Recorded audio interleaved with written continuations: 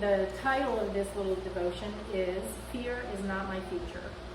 And you've probably heard that phrase before, and most likely at some point in your life you have said, fear is not my future, or I will not be afraid, or something very similar. And I just want to take a minute and tell you about a friend. Her name is Becky Graves. I introduced her and her husband to homeschooling back in the late 1990s. So we go way back. And then I taught her boys tennis, believe it or not, when I was a coach. And we've remained friends all these years. Her husband is my estate attorney, and we just stay in touch. She was so about 15 years ago, she went on a mission trip to Haiti when it had been ravaged, I think, by an earthquake, I think. And she literally just fell in love with the people in the country. And she and her husband, along with a man there, decided to start a ministry called Haiti Awake. And that serves the people of Haiti in many capacities: leadership, ministry, preparing for ministry and education. They have that ministry is kind of a cover ministry for a lot of other things.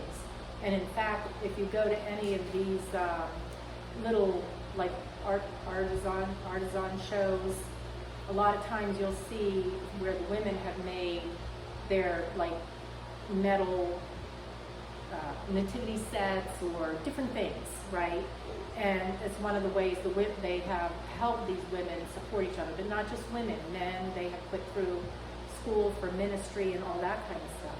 About 8 years ago, Becky was diagnosed with an incurable type of ovarian cancer. And these are her words: "Stories of Haiti have broken my heart again and again. Stories of cancer have brought me clarity and focus as I navigate my future. Both have brought me face to face with a God who is not threatened by the unknown because he is already there." And over these years, Becky has been a faithful blogger, blogging mostly about Haiti, but also about a lot of just spiritual. She's just an amazing, godly woman.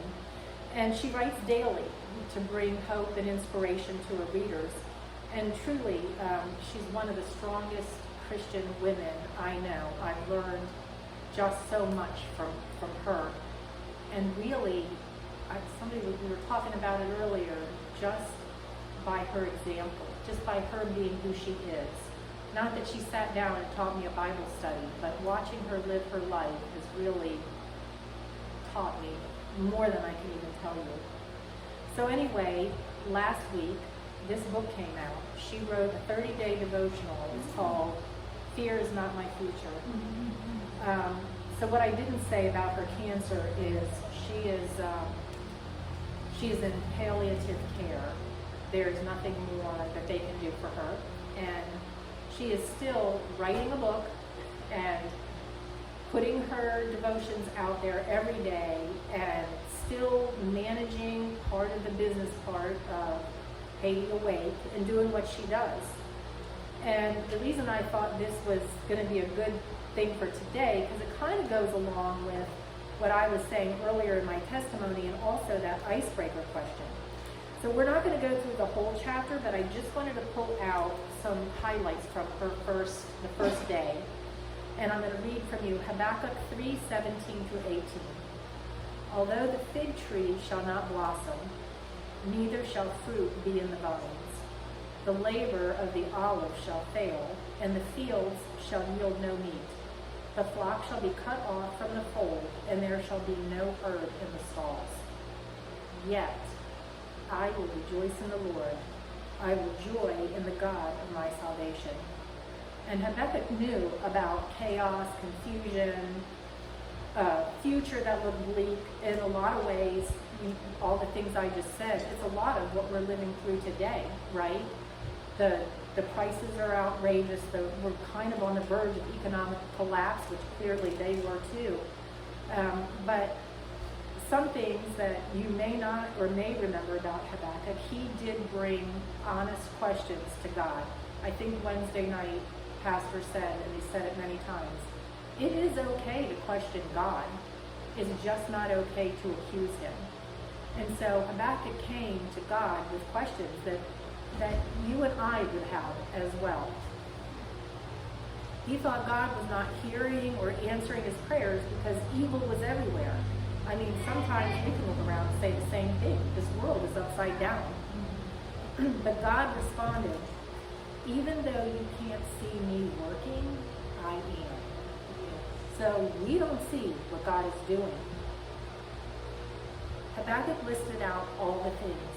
The fig tree is not blossoming. It's not producing fruit. The olive tree is failing. There's no crops in the field. There's no cattle in the pen. In other words, the economy is a disaster. And then he says, yet I will rejoice in the Lord. I will joy in the God of my salvation. I just want you to take a close look. He's not denying that these things are happening or putting blinders on. He's saying that even though these things are happening, even though we lost our husbands, even though we've had these diagnoses, even though my cow is not producing milk, my biggest income, right? Even though, yet I will rejoice in the Lord. He's not letting the worst thing be the only thing or even the last thing. He's saying that no matter what, no matter my circumstances or the collapse of the world, economy, my life, I'm still going to rejoice in the Lord and joy in the God of my salvation. Yet does not ignore the hard parts of life. Instead, it positions your heart to face those hard things, to consider them, yes, and also to choose to worship in spite of it all. True worship isn't defined by circumstances, no matter how bad it is, no matter what the situation or circumstances are. True worship is rooted in the Alpha and Omega, in God, our Father, in Christ, our Savior. And I'm curious, what are your barren places today? Where has your life not produced what you'd hoped for? And what is in that empty place in your heart and life? No matter how you answer those questions, ask him for the courage to say, yet I will rejoice. Yet I will trust you.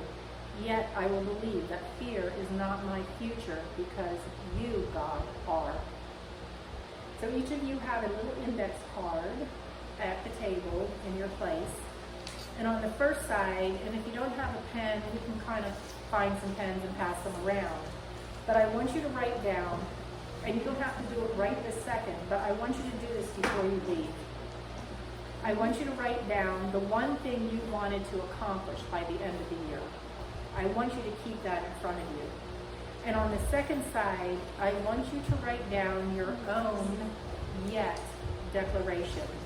Name the hardest thing you're facing right now, and then complete the sentence, yet I will fill in the blank. This is the hardest thing, yet I will. We don't meet very often as a group, but that doesn't mean we can't, or even choose to meet with each other separately. On occasion, we have lunch, or, we meet for something. And I just want you to know that I am here if you guys want to talk, want to learn more about Habakkuk, we could study him together, or whatever. Patty is here. I know she would love to meet with you as well. Jackie, all these women are here.